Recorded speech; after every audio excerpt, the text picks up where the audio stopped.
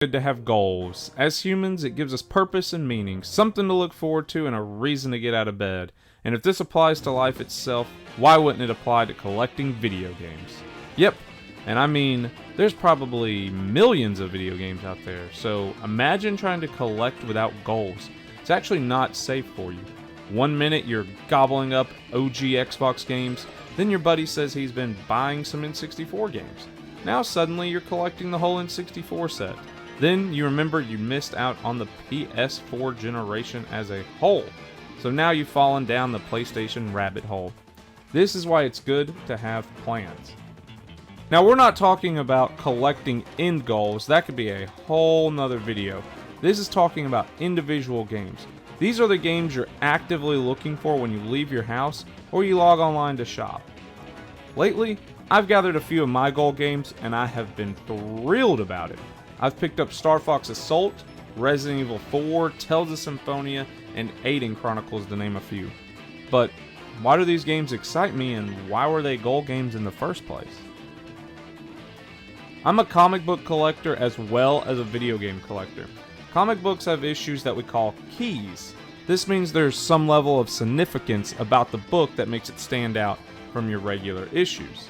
Like first appearances of heroes, of villains, sidekicks, and even love interests, and as well as the death of these characters. There's excitement in the history of that book. Now compare that to video games, and people aren't exactly losing their mind for the first appearance of Link in a video game.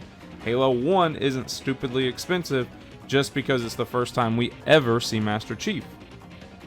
So how do we determine what the equivalent of keys would be for video games?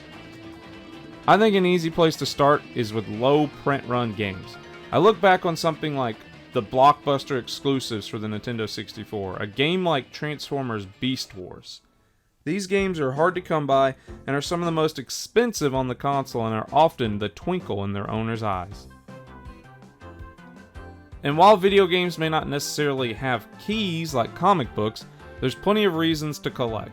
These reasons can include your favorite childhood video games, your favorite genre, the most expensive game on a console, and the hardest to find game on a console, or just games from your favorite developer or franchises. And today we're going to take a look at some of the examples. I think I speak for a lot of people here when I say that rediscovering childhood games was a huge reason a lot of us started collecting video games in the first place. Finding my childhood N64 collection lit a spark under me to finish collecting those games. I still remember the excitement I had when I finally secured my copies of Pokemon Stadium, Mega Man 64, or even Star Fox 64. These were definitely some of my favorite pickups along this retro hunting journey. And I think everyone will always have a soft spot for games they played in their youth for one reason or another. Next up are games from your favorite genre. Wario World was a must-have for me. And sure, I did play it as a kid, but it's also a 3D platformer, which is my favorite video game genre. This is the reason why games like the Klonoa remakes on Switch or Rayman 2 on N64 are currently my goal games. I have a soft spot for mascot collectathon platformers. You give me some rascally looking mascot running, jumping, and grabbing nonsensical items like gems and coins, and I know I'm going to have a great weekend. Some people may collect games from their favorite publisher. Nintendo, Sega, and Atlas all come to mind. Old Atlas games have shot up in price because people know the games are quality, while Nintendo games maintain their value and rarely ever go on sale for this same reason. Do you have a favorite developer? Capcom comes to mind when I think of a developer with a wide variety of games that I can generally trust the quality of the content. Next up, of course, some people just want heavy hitters, what we call all killer, no filler. These people go after the best of the best, even though rarely are the most expensive, most rare games actually the best games on the console. And sure, Little Samson has built a reputation for being one of those better holy grail games, but no one is saying Sculptor's Cut is their favorite game. The line of thinking really separates collectors from gamers, and I don't use those terms in a derogatory manner, as I identify as both a gamer and a collector. I mean, I own Transformers Beast Wars on N64 after all, and no one has ever accused me of having Transformers Beast Wars be my favorite game. So with all that in mind, I think I'm starting to reform my taste here a bit. Sure, I'm going for 3 complete sets, and with that parameter set, there's bound to be some overlap. For example, buying Fire Emblem on GameCube. I have no childhood connection to this game, but it was developed by Intelligent Systems, who made one of my favorite games of all time, Paper Mario Thousand Year Door.